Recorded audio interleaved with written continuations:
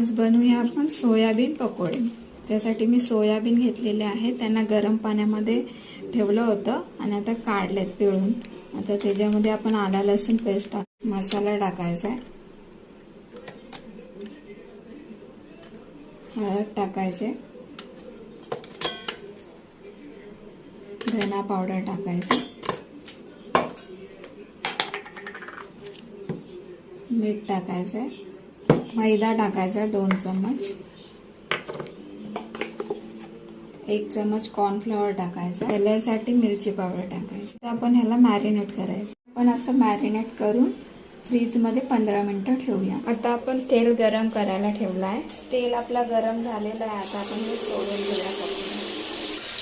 कमी गॅसवर आपल्याला हे करून घ्यायचं। गोल्डन झालेले आहे चांगले, आता त्यांना काढून घेऊया।